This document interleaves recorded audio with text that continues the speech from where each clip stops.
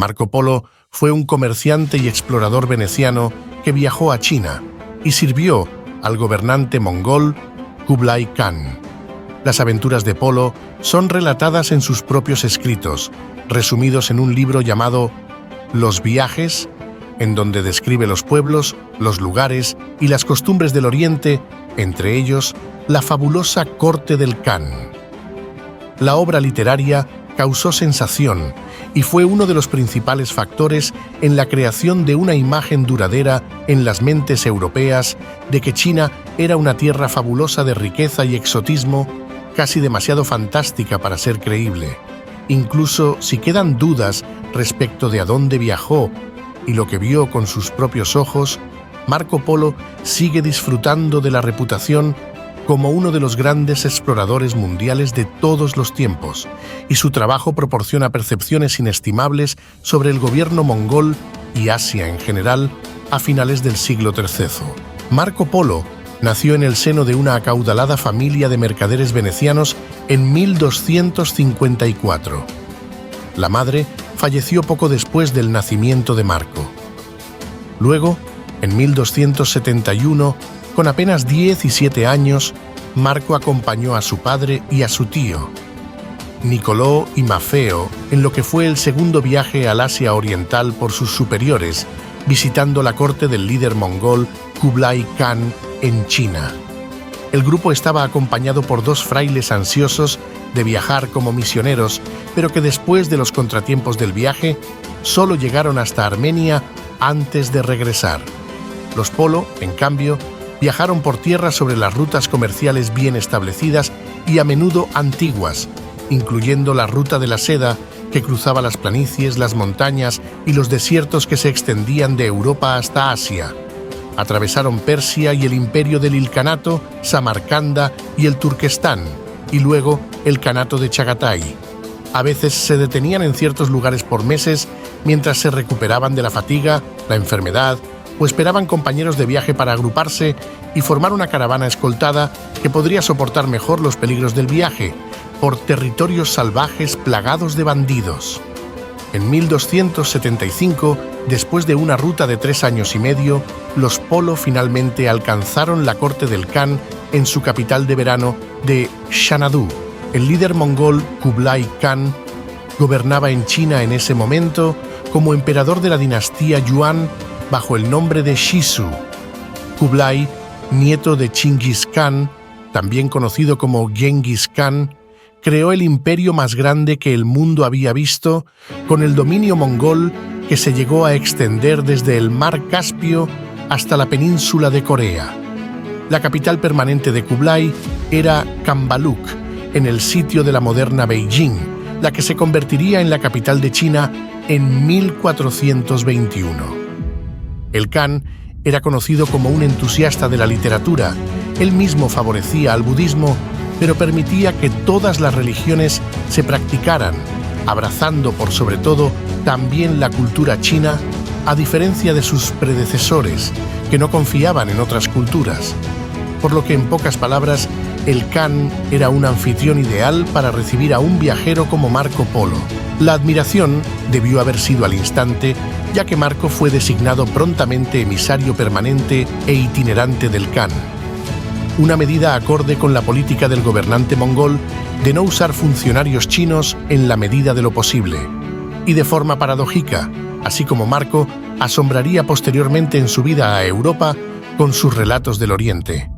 Él también estaba destinado a viajar a las partes más remotas del imperio mongol para luego regresar ante el Khan e informarle sobre los pueblos y las costumbres que había encontrado. Aprendió idiomas locales y tomó extensas notas en su rol como el emisario del Khan.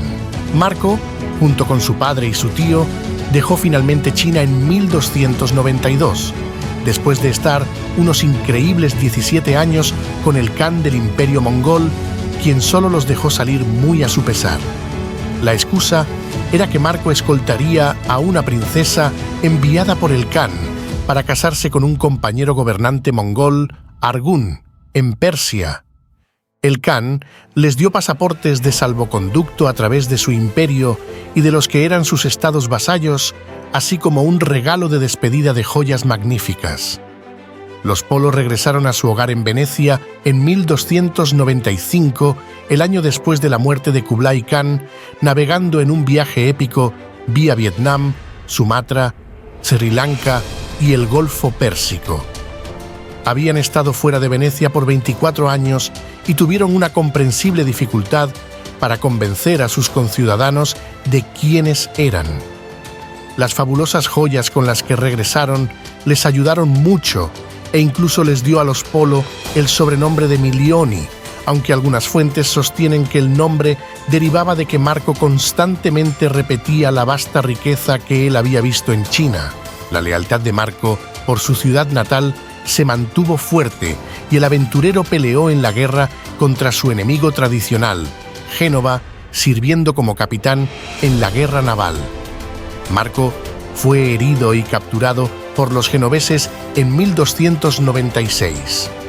Esto le dio la oportunidad de poner por escrito sus épicas aventuras en Asia, donde realmente un compañero recluso llamado Rusticiano de Pisa fue quien tomó los dictados de Marco, basándose en sus notas privadas hechas en Asia, a las cuales se hace referencia varias veces en el mismo texto.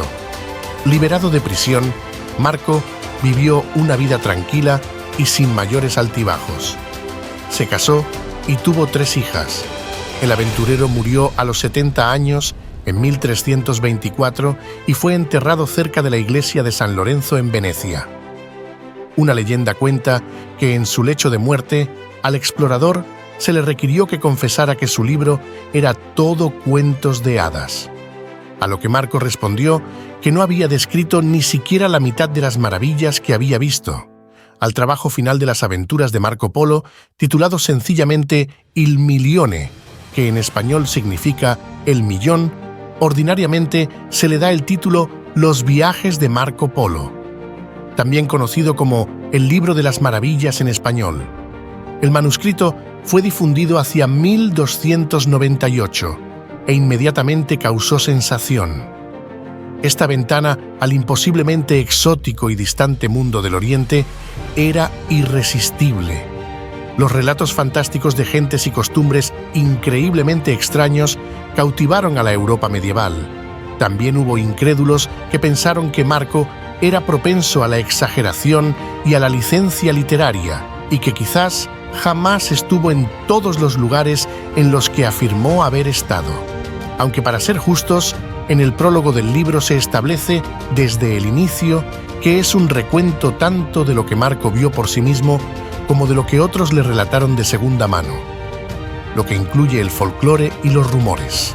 Además de satisfacer la curiosidad de la gente acerca de lo que se encontraba más allá del horizonte, en tierras lejanas, inspirando en el camino a algunos a seguir sus pasos, el trabajo de Marco Polo es también un registro histórico invaluable de gentes, lugares y prácticas culturales, como cualquier otro texto histórico.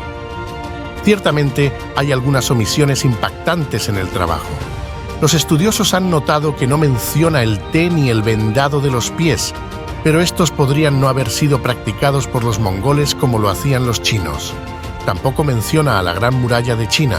Sin embargo, las secciones que pudo haber visto estaban en mal estado en aquel entonces. Después de todo, la muralla no había detenido a los mongoles, y la misma solo fue reparada durante el período tardío de la dinastía Ming. Otras omisiones, más difíciles de explicar, incluyen la escritura china, la impresión xilográfica y el uso de palillos.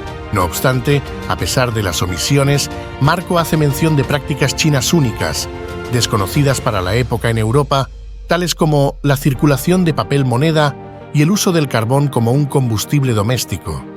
También es cierto que hay muchos puntos originales de duda sobre algunos de los contenidos del libro, especialmente respecto a nombres de lugares y puntos geográficos, que no han sido corroborados por las fuentes chinas ni por la arqueología.